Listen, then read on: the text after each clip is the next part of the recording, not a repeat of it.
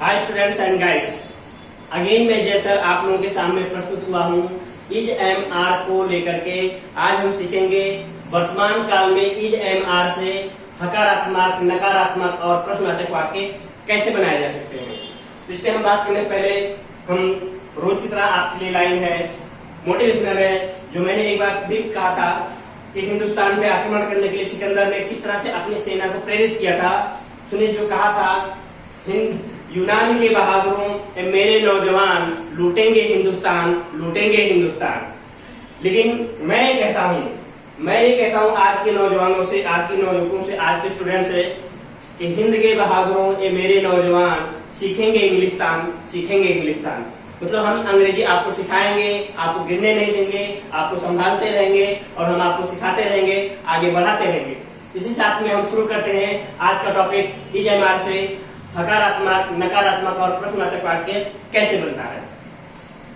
अब हम यहाँ पे देखते हैं, ये टेबल देखते हैं, आई, वी, यू, दे, दी, दो, ये सभी के साथ में आर आता है, आई के साथ में एम आता है।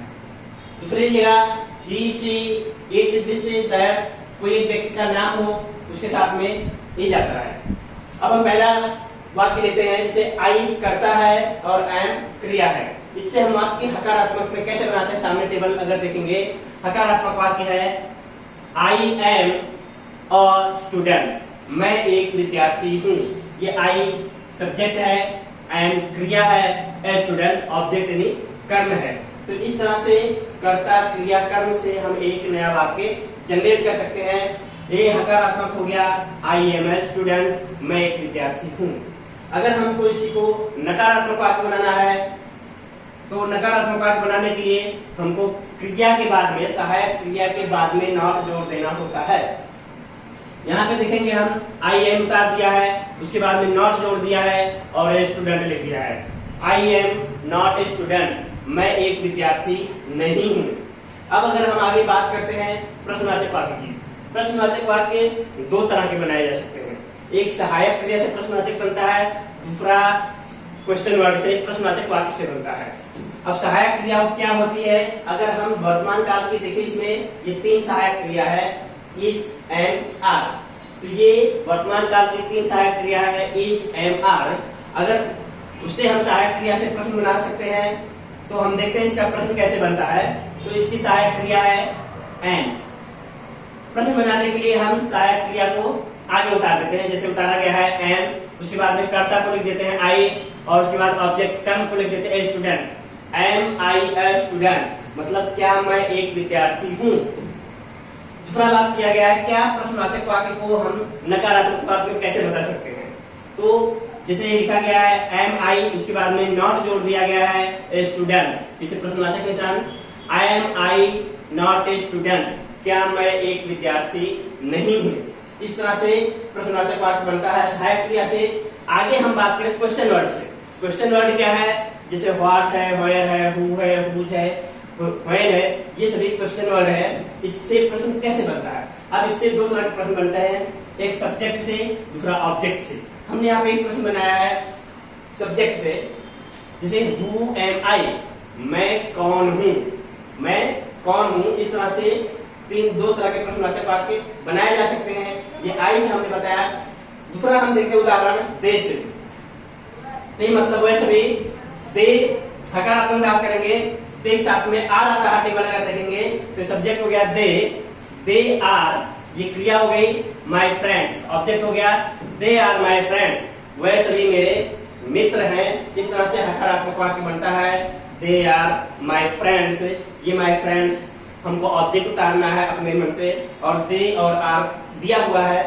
अब इससे हम नकारात्मक कैसे बनाते हैं, दे आर सहायक क्रिया के बाद में नॉट जोड़ दिया, they are not my friends, they are not my friends.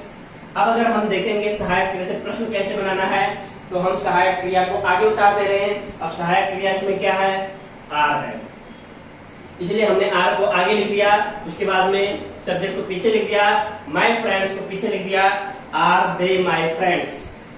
क्या इसका मतलब होता है, क्या वह सभी मेरे मित्र हैं। और जो सहायक क्रिया से प्रश्न बनता है उसका आंसर हमेशा हमको यस या नो में ही मिलता है। तो इसका मतलब हम समझेंगे आर दे माय फ्रेंड्स, क्या वह सभी मेरे मित्र हैं। तो इसका आंसर जो हमको मिलेगा हाँ या ना में कि हाँ वह मेरे मित्र हैं, अदरवाइज मिलेगा no they are not my friends, सभी मेरे मित्र नहीं है। अब सहायक क्रिया से जो प्रश्न बना है हम उसको नकारात्मक नेगेटिव क्वेश्चन में कैसे कन्वर्ट करेंगे देखते हैं। आर दे और दे के बाद में सब्जेक्ट बाद में नॉट हमने जोड़ दिया। Are they not my friends, क्या वह सभी मेरे मित्र नहीं हैं। इसका मतलब होता है क्या वह सभी मेरे मित्र नहीं है। आगे हम बात करते हैं प्रश्नवाचक जो क्वेश्चन वर्ड से बनता है। हमने दो चीज उठाई है, सब्जेक्ट देखिए दे सब्जेक्ट है, माय फ्रेंड्स ऑब्जेक्ट है। तो हम जब सब्जेक्ट से प्रश्न बनाते हैं तो ऑब्जेक्ट नहीं आता है, और जब ऑब्जेक्ट से प्रश्न बनाते हैं तो सब्जेक्ट नहीं लिखा जाता है। तो हम देखते हैं दे आर माय फ्रेंड्स, तो अगर हम दे से बनाएंगे तो what are they, what are they मतलब वह सभी क्या हैं, वह सभी क्या है। ये क्वेश्चन एक अपने मन में जनरेट होना चाहिए, एक मन में अपने क्रिएट होना चाहिए। तो व्हाट आर दे, इस तरह से एक प्रश्न बनता है सब्जेक्ट से, ये क्वेश्चन हो गया। दूसरा माय फ्रेंड से बनाना ऑब्जेक्ट से, तो मेरे मित्र कौन है, तो कौन के लिया गया हु आर माय फ्रेंड्स, मेरे मित्र कौन है। इस तरह से अगर हम देखेंगे मैंने दो बात किया,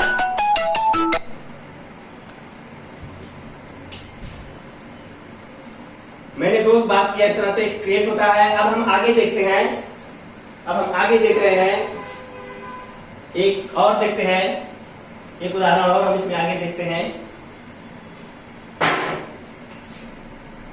ही से ही के साथ में इज आता है, ही इज माय ब्रदर, वो मेरा भाई है। ये हो गया हकारात्मक में ही इज, ही यहाँ पे देखेंगे दिया है, सहायक क्रिया दी है और ऑब्जेक्ट हमने जोड़ दिया। ये सब्जेक्ट हो गया, ये वर्ब हो गया और ये ऑब्जेक्ट हो गया। इस तरह से ही इज माय ब्रदर, वो मेरा भाई है। नकारात्मक में बनेगा नॉट कैसे लिखेंगे, तो he is a not my brother, वो मेरा भाई नहीं है। सहायक क्रिया के बाद में हमने नॉट जोड़ दिया जैसे पहले बनाया था। इस तरह से हकारात्मक और नकारात्मक वाक्य बनता है। अब हम अगर इसी को सहायक क्रिया से प्रश्नवाचक वाक्य बनाए तो सहायक क्रिया हम पहले उतार देंगे। सहायक क्रिया जैसे लिखी गई है इज, और बाकी सब वाक्य को पीछे कर देंगे।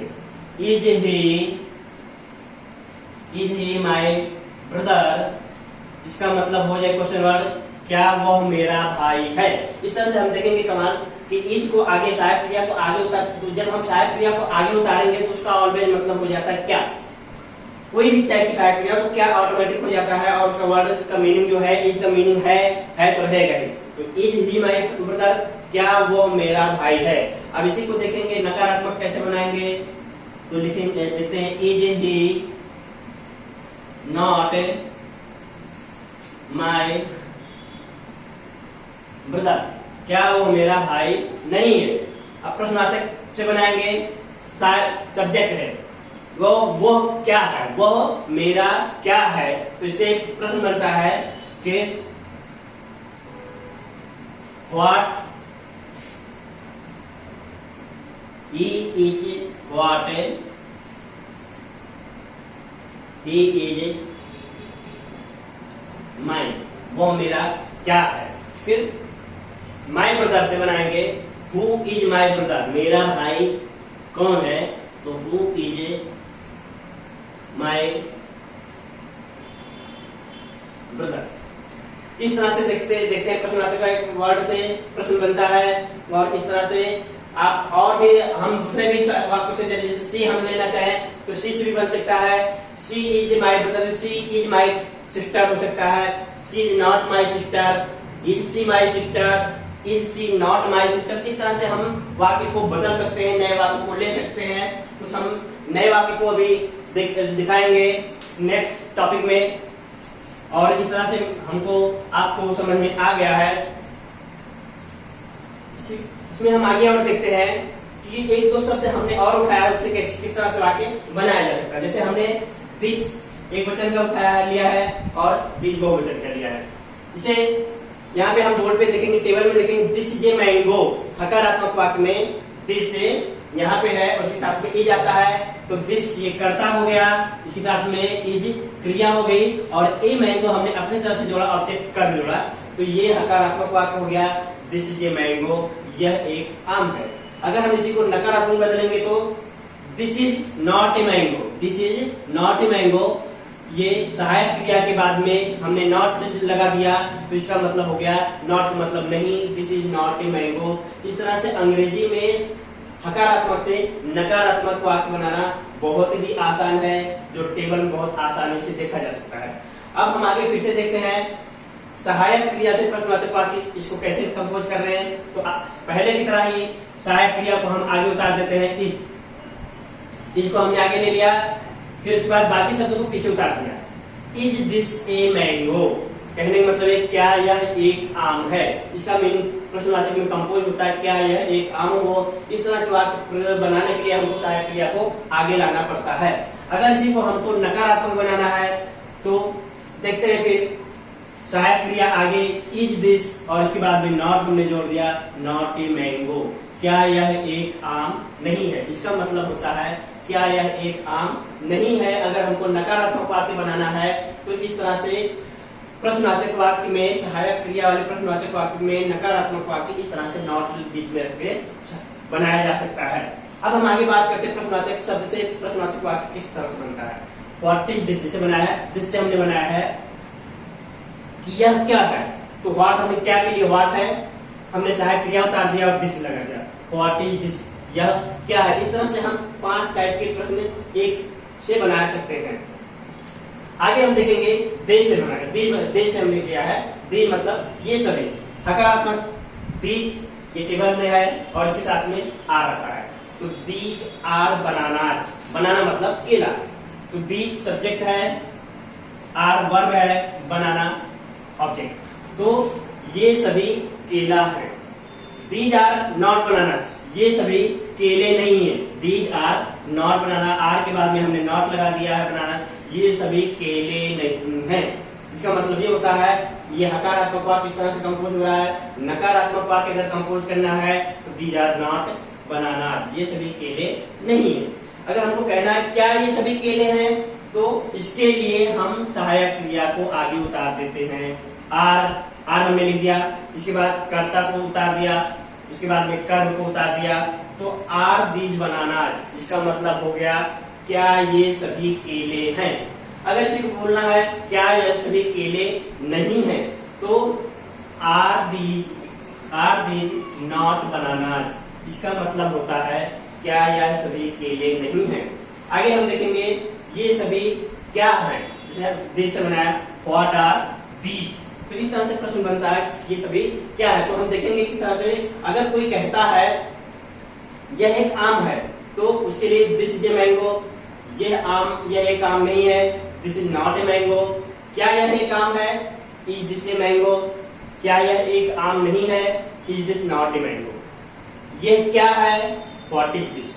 इसी तरह से दिस का देखेंगे ये सभी केले हैं, ये सभी केले हैं, दीज आर बनानाज, ये सभी केले नहीं है, दीज आर नॉट बनानाज, ये सभी क्या ये सभी केले हैं, आर दीज बनानाज, क्या ये सभी केले नहीं है, आर दीज नॉट बनानाज, ये सभी क्या है, तो व्हाट आर दीज। इस तरह से आज का एक टॉपिक में हकारात्मक, नकारात्मक और प्रश्नवाचक वाक्य की मदद से किस तरह से बनाए जा सकते हैं, आप लोगों को अच्छी तरह से समझ में आया गया होगा। आप लोगों के कमेंट का इंतजार है, आप लोग लाइक और सब्सक्राइब करते रहिए। हम आगे भी भूतकाल में, भविष्य काल में और भी तरह से किस तरह से प्रश्न बनाए जा सकते हैं अंग्रेजी में, हम आपको सिखाते रहेंगे। आज के लिए इतना ही, थैंक यू सो मच।